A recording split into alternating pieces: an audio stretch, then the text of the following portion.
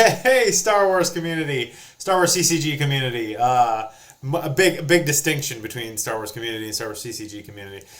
The Venn diagram doesn't fully overlap.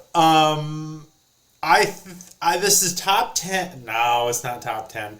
This is week 3, and this is my favorite personas for Luke and favorite personas for Han Solo. There are 8 different Lukes, and there are 6 different Han Solos, and they're just basically how I like the picture, how much I've used them in tournament play, how much I've used them in casual play, how much I don't like the card. It's basically all personal preference, but I mean, some are clearly better than others. So you gotta let me know what you think in the comments, and we'll be giving away another starter deck here, and I'll be drawing that at the end of the video, so you got to watch the whole video. Don't fast forward. You got to wait till the end. I'll be drawing a video and giving one out this week. Stannis Baratheon already got his.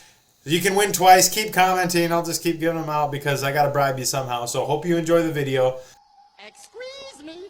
All right, starting out with the Luke personas. First of all, there are 8 different Lukes, and this is my personal least favorite. You're going to disagree. Some of you will agree. It's my least favorite Luke. You know, I like him. I like the art. I like the picture. I hate the fact that he's ultra rare and Destiny 6. He is so necessary in the bring him before me decks. There's good in him, and he's essential, and he's just so much better than the other Lukes. Plus, just give him a Destiny 1. Why do you have to have the power creep? He's already power 6 ability 6. He's already the most powerful Luke. He's already as powerful as Vader is in Premiere. And he has a forfeit 9, and he has good immunity to attrition. I say keep him Destiny 1, and then make him an ultra rare. Or else drop the Destiny 6. That's my biggest gripe with him.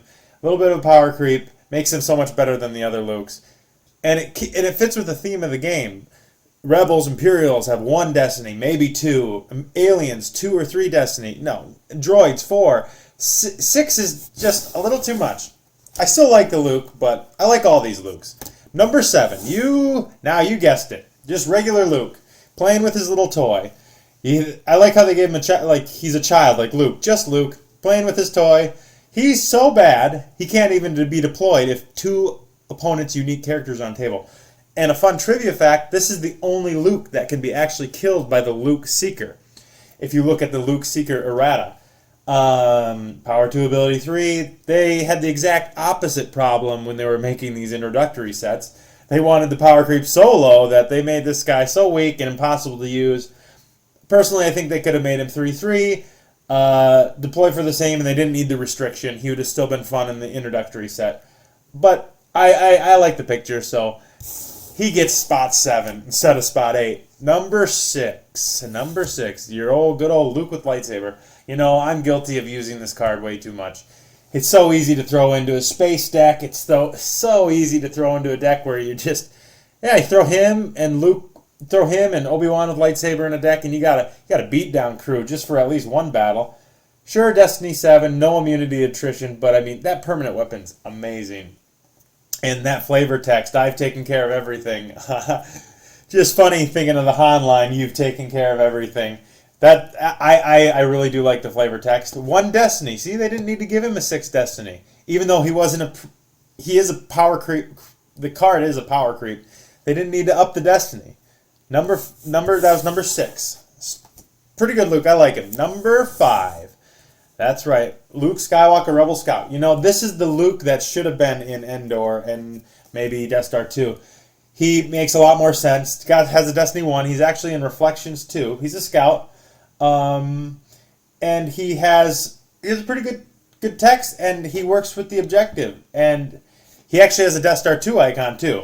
So you can use him with the objective. I like this Luke. Power 6, Ability 6. So I guess there are 2 with Power 6, Ability 6, but much more in check than the other Luke, and more appropriate. Doesn't really do that much unless you're using the objective. I guess cancel immunity to attrition of any vehicle here, which has a very small use, but it could be used as a surprise. His art is okay, but all in all, put him at a 5 because I kind of like him. Number 4, who's it going to be? Is it going to be, Commander Luke Skywalker. You know, his face, he's just got, he upped his power 1 from Premiere. He's getting stronger. I love the picture on him. It's Hoth. Hoth is the best, my favorite set. So he probably should be lower on the list because he's not a very good Luke. Deploy only to Hoth is what really sets him back. Since he only deploys to Hoth, he is limited in his decks. But at least he adds 3 to the power of any starship he pilots. I mean, anything he pilots. I think they're all errata. And he doesn't do much else. He's a leader. He has you. If you have a Hoth deck, he's pretty darn good. But even in all my Hoth decks, I don't use him. I go for a different Luke usually, which is coming up. Still, love the card. Loved it when I got him in a pack. Still love it today. Number 4.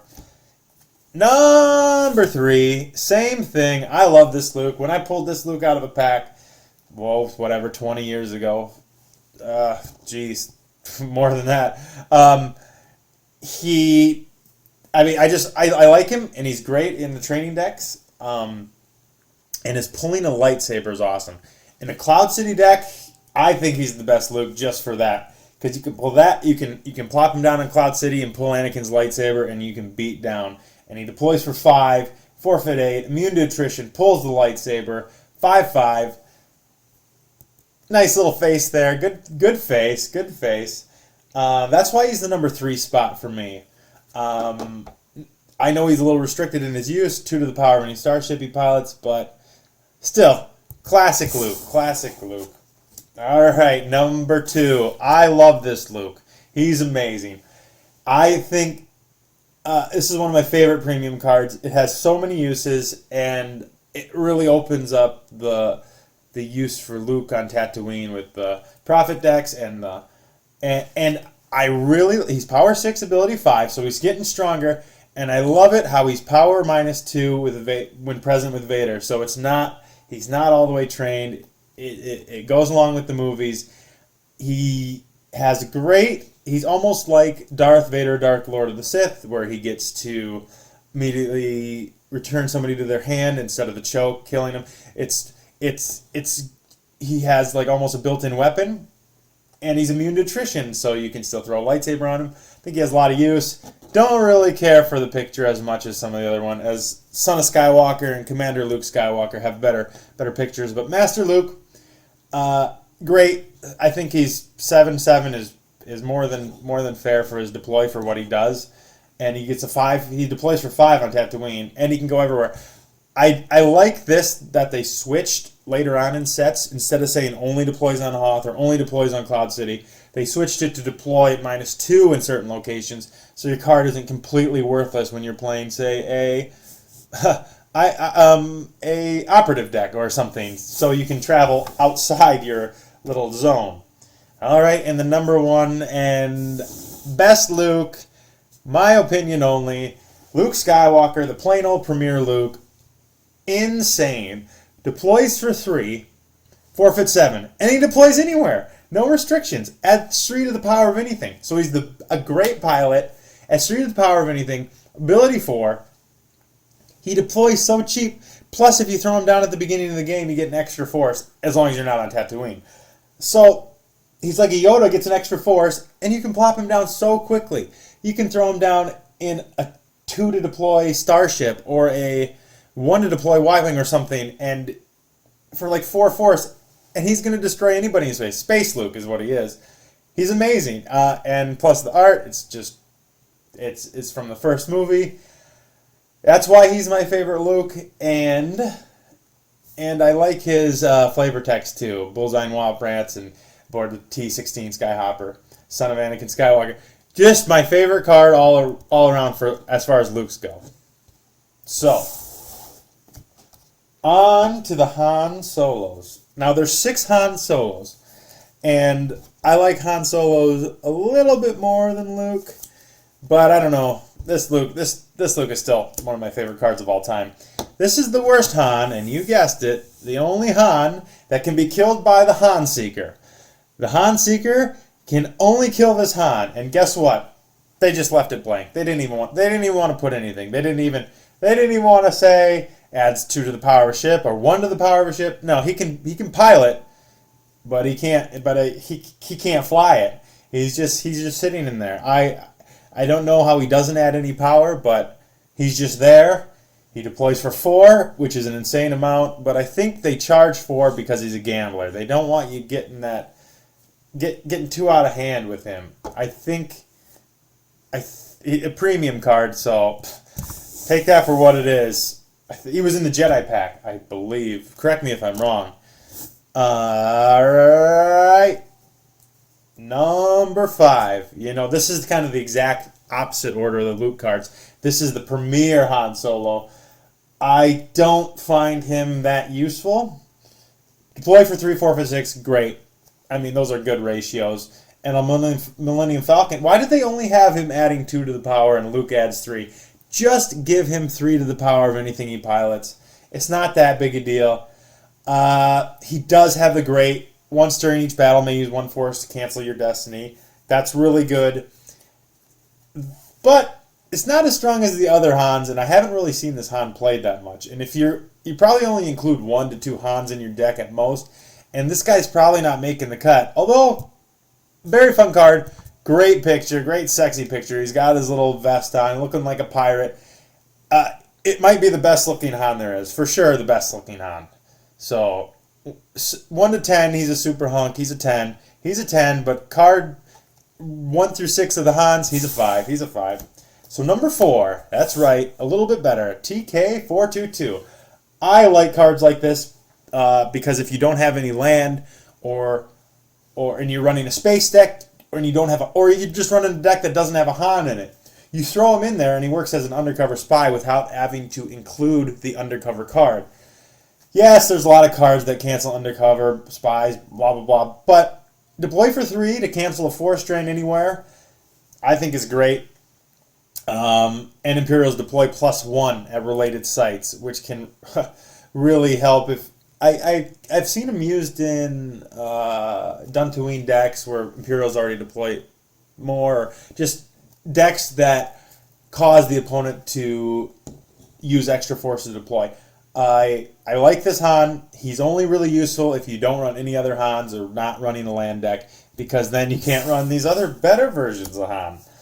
Number 3, General Solo. Deploys -2 to Falcon. See, deploys -2. That's so much better than can only deploy to Endor or Tidarium or Falcon. I like this Han. He deploys for 6, so he's like an Obi-Wan almost. He's like a 6/8. Great forfeit. He's matured. It's the end of the movies. He's the man now. He's the boss. He adds 3 to the power of anything. Much more appropriate. And, oh yeah, by the way, he basically is a Tarkin, but they make you use 2 force to cancel the destiny. Still, with Chewie and having 2 force, canceling a destiny is insane. Man, he's good. If he's number 3, what are number 2 and 1? Destiny 1. Normal Destiny. Scout. Leader. Great card. Really like this card. Has many, many uses. Any Endor deck, he's a must. And can be used in space as well. Huge forfeit. 8 forfeit. That's huge for a main. Alright, number 2. Alright, I said I didn't like the permanent weapons, but I've abused this guy way too much. I think he has been in 90% of them. No. Unless I'm running the number 1 pick, he's in basically every single light side deck. He's so good. Draws Destiny, adds 1 battle Destiny with Luke or Chewie. And you're going to have Luke in basically every deck, or most decks. So, he's so versatile. And he deploys for 4, and he has the forfeit hit equals 0, permanent weapon. And Han Solo was never, this is why he's higher on the list, Han Solo was never immune to attrition anywhere. But I think General Solo was immune to 3 or less. Yeah, General Solo, immune to 3 or less. But he's the only one immune to attrition, but that's so little. This guy is just as good as the other Hans, and he adds a destiny, and he has 3 to the power of any ship, and he gets a permanent weapon. Everything's going to be just fine. Great flavor text. I really like the flavor text on all these permanent weapon guys. I reluctantly put him number 2 just because he's been so useful, and as much as hard as it is to admit, I love the card, but not as much as this Han. That's right. That's right, Super Falcon Han. There is nothing more satisfying than putting this guy on the Millennium Falcon and getting him with him or Luke. Put him and my number one choice, Luke Skywalker here. Put the number... Oops, wrong Luke. Wrong Luke. Silly me. You put the number one Luke Skywalker and him together and on the Millennium Falcon, and you have just a duo. And you can put the Destiny adder that adds 2 Destiny with those two together, but just him alone deploys for 4. I know he only deploys on Hoth, Falcon, or Cloud City, but you can use the interrupt where you can pull the Falcon, and he might not be as versatile as Han with Heavy Blaster, but I think he's every bit he's better when you need him. If he's on the Falcon, he adds a Destiny, and he's adding 2 to the maneuver, and he can force you to redraw your Destiny. So he has everything. And so you're getting, basically, as long as you have another pilot with him, you got 2 Destiny off the bat. Your Millennium Falcon has an insane maneuver, and you can't blow. It's just the Super Falcon. It's Super Falcon Han. Great picture. He's sexy. He's smug. He knows he's got the girl. That is why he is my number one pick for Han Solo personas. Tell me what you think. Tell me how you would order your Lukes or Hans, or where I went wrong, or why this is crap and the worst Han, but I would love to hear from you.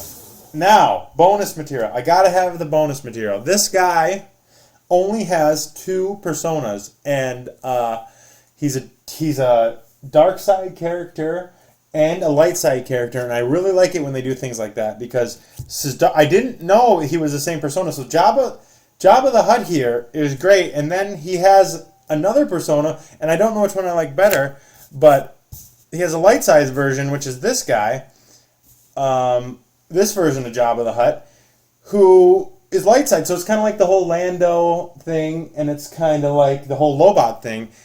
And I just think it's really cool, and I like both of these equally for being the same persona. Excuse me. So that wraps that up. I'm just going to comment on last week's video. So I had a lot of good comments.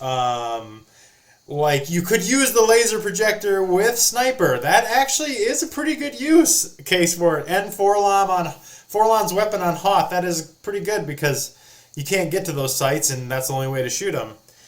Some other real stinky, putrid weapons. The Gadfiti stick. I don't even know how to say that. Terrible. Light repeating blaster, assault rifle, laser cannon battery, bowcaster.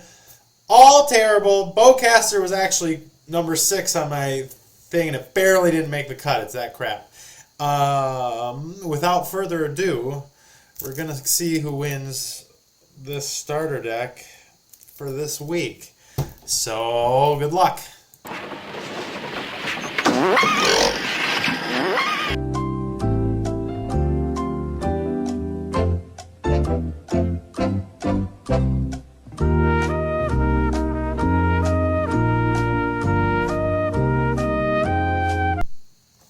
X-Ride for the brand. You're the big winner.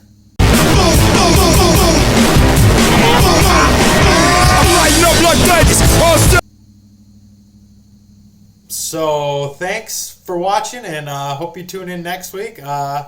Keep collecting and keep playing. Talk to you soon. Bye.